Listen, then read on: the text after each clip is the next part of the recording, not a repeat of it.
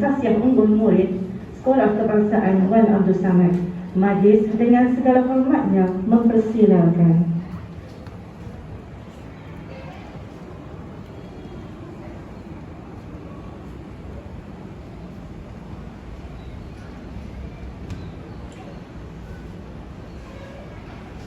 Assalamualaikum warahmatullahi wabarakatuh.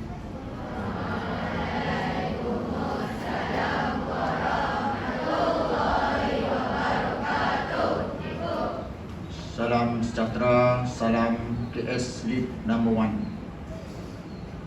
Kota Star, Madinah Sumur. Alhamdulillah Rabbil Alamin.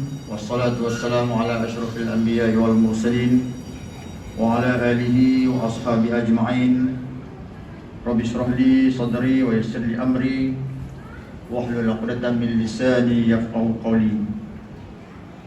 Subhanaka la ilma lana illa ma 'allamtana innaka antal alimul hakim. Wa la hawla wa la quwwata illa billahil aliyyil azim. Terima kasih kepada cikgu pengacara majlis. Terima kasih juga kepada Ustaz yang membacakan doa tadi. Yang berusaha Cikgu Normala binti Kamarudin, guru besar Sekolah Kebangsaan Wan Abdul Samad. Yang berusaha Cikgu Anwar bin Abdullah, penolong kanan takbiran. Yang berusaha Cikgu Puan Cikgu Harlina binti Japri, penolong kanan hak ehwal murid selaku timbalan mengurusi sumur. Yang berusaha Cikgu Lamzi bin Sa'ad, penolong kanan co-curriculum. Barisan guru-guru yang berusaha juga Cikgu Sabrah, Ustazah ni, Ustazah Sabrah binti Ahmad selaku penyelaras sumur. Ni orang kuat sumur. Dan barisan ketua-ketua lah, budi bahasa Cikgu Syatirah. Saya gubernur puak ni, tak pakai spek mata. Saja tak pakai spek mata. Dah pakai kan pakai lah. Okay. Dulu tak payah pakai, tuan-tuan dan puan, no? Baru terang. Ustazah Syatirah Sa'ad, Syatirah Sa'ad juga budi bahasa jati diri ya, Cikgu Ustazah kan? Cikgu Siti Hajar binti Ishaq, penampilan diri Cikgu Robi Rostun Zakaria dan Mutadayin Ustaz Omardi bin Omar.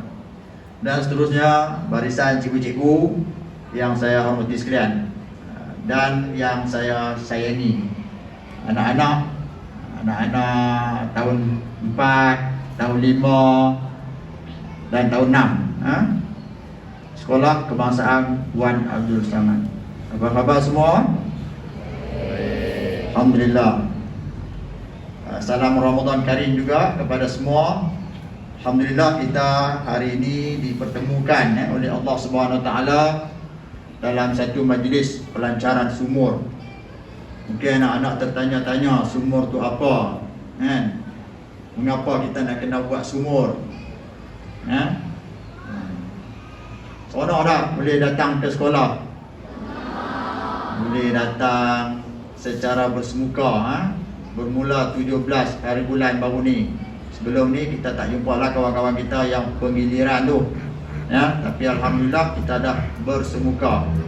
Walau bagaimanapun kita bersama-sama mematuhi SOP yang telah ditetapkan, iaitu sentiasa memakai pelitup muka, no? Walaupun nak berucap ni pun pakai pelitup muka juga. Kita pun tak tahu siapa yang terkena COVID.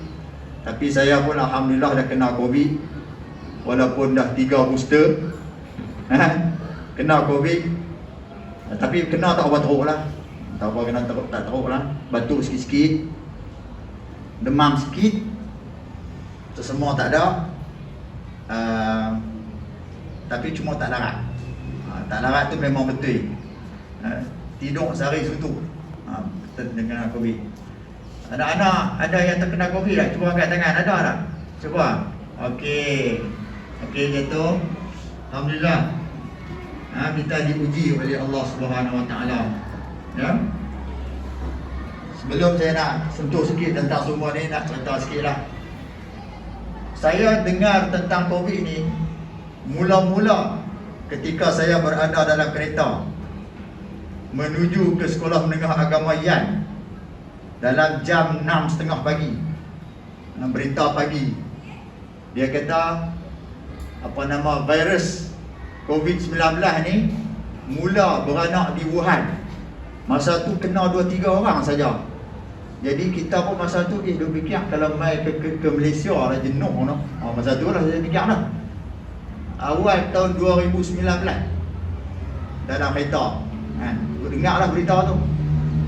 Kalau mai ke Malaysia habis mati orang kan. Rupa-rupanya matilah 35,000 orang. Termasuk sahabat-sahabat kita, adik-adik kita, no. Tapi kita alhamdulillah masih dihidupkan oleh Allah Subhanahu Wa Taala. Kena bersyukur banyak-banyaklah. Kalau tidak kita tak boleh berada dalam majlis sumur ni, sekolah pun tak boleh main. Baik anak-anak sekalian, sumur ni seperti yang Puan Guru Besar bagi tahu tadi, Cikgu Besar bagi tahu tadi, sanksiang unggul murid. Dan kita sebenarnya kita dah beramal dengan sumur ni, cuma tak di-brandingkan, tak dijenamakan. Tapi hari ni kita jenamakan dia. Jadi anak-anak akan melalui proses 4 modul. 4 modul budi bahasa. Saya rasa budi bahasa semua kalau duduk dalam ni nampak macam budi bahasa hormat menghormati kan. Duduk atas kerusi elok-elok kan. Bila negaraku nak dinyanyikan tadi kita pun bangun kan, kita hormat dan berbudi bahasa dah sebenarnya. Tapi selama ni kita tak pernah rekod.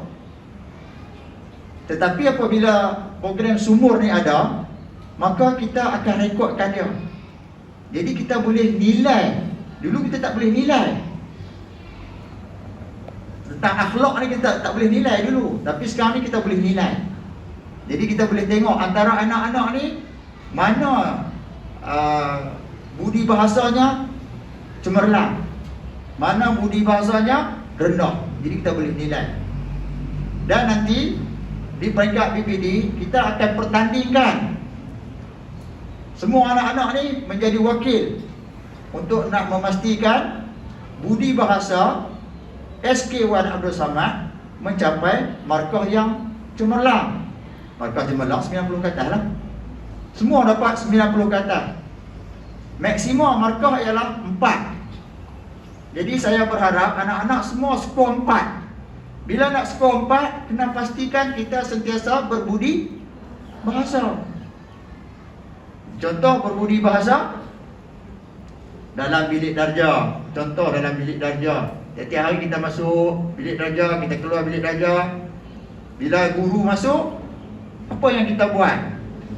Kita akan mengucapkan salam. Itu dah berbudi bahasa lah. Bukan dia satu program yang khusus nak kena buat macam ni. Maksudnya tiap-tiap hari dia dilaksanakan. Cuma peringkat guru-guru akan merekodkan saksian anak-anak ni melalui sistem online lah. Sekarang tak payah cikgu-cikgu dan anak sekalian nak rekod sistem online, tak perlu kepada sistem yang susah-susah sangat.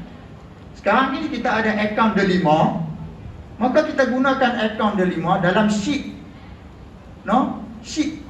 Sheet Delima tu ada Excel.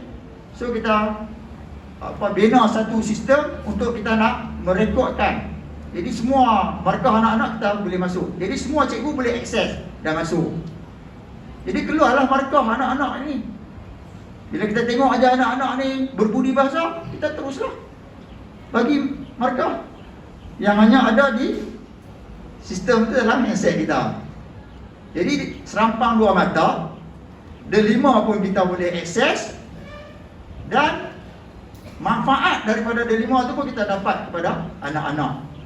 Jadi saya rasa kalau tak ada lagi sistem tu dibina di SK1 Abdul Samad, maka bolehlah cari sekolah-sekolah yang telah melaksanakannya. Kalau saya dulu, saya di Sekolah Menengah Agamayat, saya create sistem tu. Jadi ada seorang ustazah dia pakai IT, dia buat. Jadi saya pun ada, bawah saya ada 12 orang anak-anak yang saya jadi mentor mereka. Jadi saya boleh isi. Bila saya jumpa mereka, saya tengok mereka ni berbudi bahasa. Dan masa-masa lain saya dah tengok. Jadi kita bagi je lah skor 4 sebab mereka ni berbudi bahasa. Jadi anak-anak kita sentiasa akan mematuhi. Begitu juga dengan jati diri.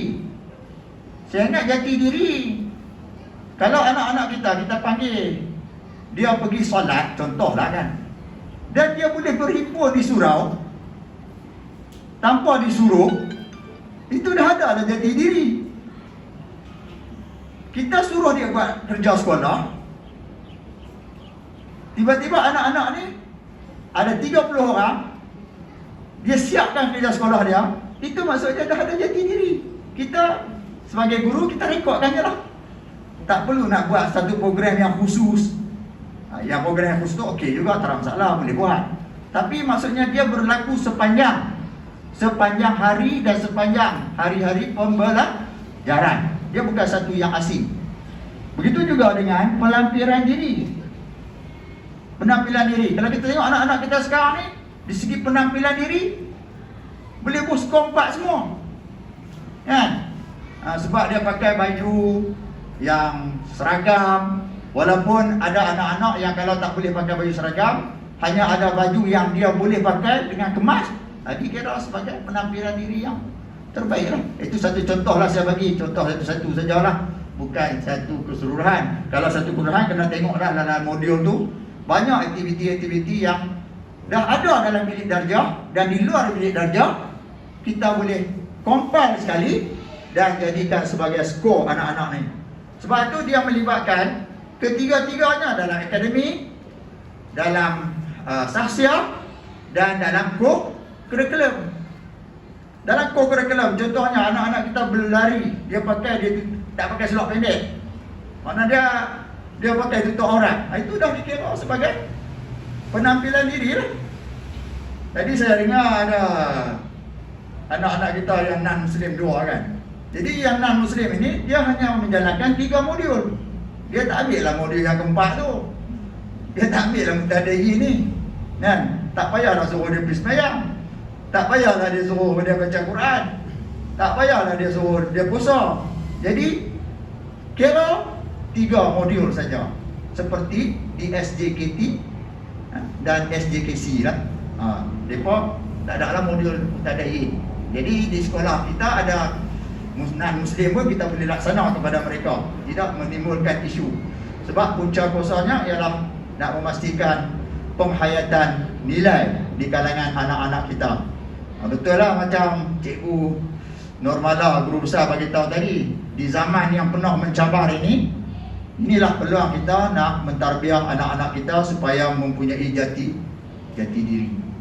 Sebenarnya anak-anak, tuan-tuan dan puan-puan sekalian, kita dalam hidup kita ni, kita dah menjalankan 3 benda lah. Dalam agama ni 3 benda saja. Pertama, akidah. Kan? Akidah.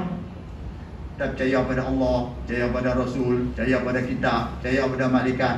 Akidah lah tu. Percaya. Apakah interpretasi kepada kepercayaan tersebut? Apakah bukti kata kita percaya pada Allah? Dia panggil syariah ataupun syariat. Tadi akidah, ini syariat. Jadi syariat itu ialah peraturan yang kita kena patuh. Salah satunya ialah berpuasa.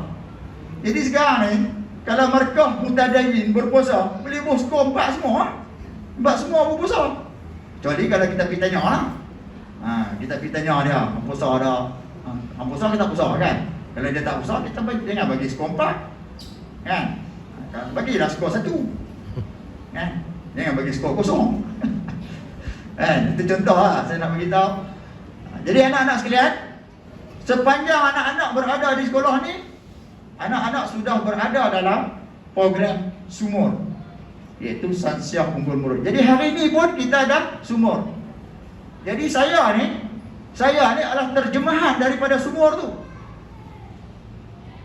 Tuan-tuan juga, cikgu-cikgu juga, anak-anak sekalian juga adalah terjemahan daripada sumur. Walaupun dulu cikgu-cikgu kita mengajar tak ada pun sumur, tapi ialah kejadian itu ialah hari ini. Dan anak-anak pun hari ini mungkin 20 tahun akan datang baru akan betul-betul menjadi pada masa tu. Pada masa tu lah. Masa 30 tahun lagi saya pun tak ada dah. Cikgu-cikgu pun tak ada dah. 30 tahun lagi tak tahu lah kalau boleh hidup sampai dah 50. Kalau 30 tahun lagi 80 lebih. Rasa macam tak sampai lah 30 pun. Jalan pun tak apa betul lah ni.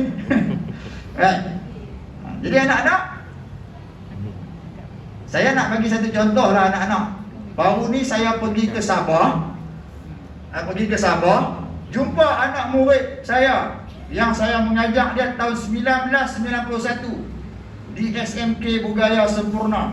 Jumpa balik. Saya pergi Sabah baru ni. Jadi anak murid saya sekarang ni dah jadi timbalan pengarah GPG. Timbalan tu dia memang saya lah. Dia kata dia ingat, dia kata banyak ustaz mengajar banyak, dia kata, tapi dia ingat satu saja dalam hidup dia. Sebab tu kita jadi cikgu, kita kena titiskan banyak, tapi mungkin anak murid kita agak ambil satu je ataupun dua kata. Saya tanya apa dia? Dia kata saya ingat satu ayat Quran tingkatan 5, dia kata. Ayat Quran tu saya hafal sampai sekarang dan saya amal, dia kata. Ayat tu ialah fa iza azamta fatawakkal 'ala Allah. Apabila kamu berusaha, maka kamu bertawakallah kepada Allah. Jadi bertawakal pada Allah tadi ni kategori mana anak-anak? Akidah ke syariah? Siapa boleh jawab? Nak bagi RM1 ke? Tengok ada duit. Ada RM2. Depa tengah cakap apa RM2? Kan, siapa boleh jawab? Kategori mana tadi yang saya sebut tadi? Akidah ke syariah? Akidah. Apa dah ambil grip? Okey. Bagi sebutkan.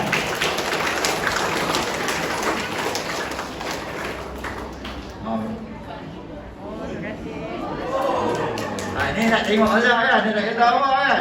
Jadi bersyukur. Wa iza azamta pada tawakal Allah. Tahniah kepada adik Ida yang berjaya mengklarifikasikan. Kalau boleh mengklarifikasikan sampai tengah tu, maksudnya berjayalah pendidikan kita. Jadi saya nak bagi tahu untuk cikgu-cikgu lah. Jadi cikgu-cikgu gembelingkan seluruh tenaga cikgu, tak kira cikgu mengajar matematik ke, cikgu mengajar bahasa Inggeris ke, cikgu mengajar bahasa Melayu ke, cikgu mengajar seni ke, cikgu kena kaitkan dengan akidah. Di akhir pengajaran, cikgu kaitkan dengan akidah. Walaupun seminit. Sebab yang itulah kadang-kadang bila dia besar esok, dia akan ingat balik. Dia kata cikgu Siti Hajar dulu ni, dia mengajar aku. Kan? Cikgu mengajar apa bahasa Melayu kan? Sains. Matematik. Kan? Last sekali dia kata wahid.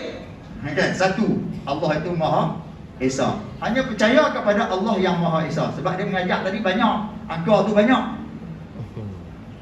Jadi angka-angka ini diciptakan oleh Allah untuk nak memudahkan kita. Kalau angka ni tak ada tuan-tuan, kalau cikgu matematik tak ada, agak-agak kita puasa hari puasa dah ni. Kita puasa hari puasa. Tak tahu nak puasa hari puasa. Bulan duduk tengah, jatuh betul-betul purnama 20 bulan. Dia jatuh berapa bulan. Bila nak raya, pula bila nak puasa. Cikgu matematik adalah cikgu yang telah mencurahkan baktinya sehingga dia menjadi jariah.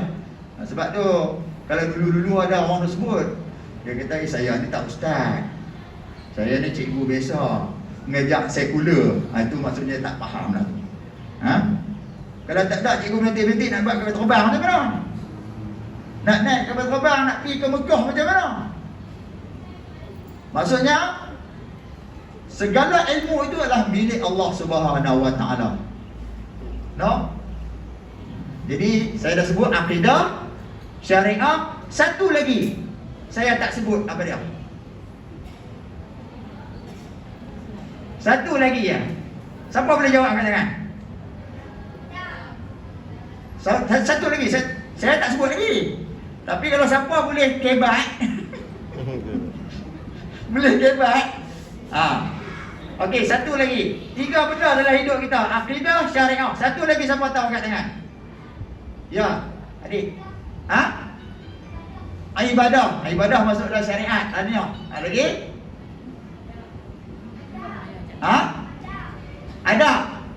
Ada, betul. Amal ni. Ada tu akhlak lah. Kan? Ada tu akhlak. Sebab dia jawab kebat, maka pagi ni ustaz tepuk.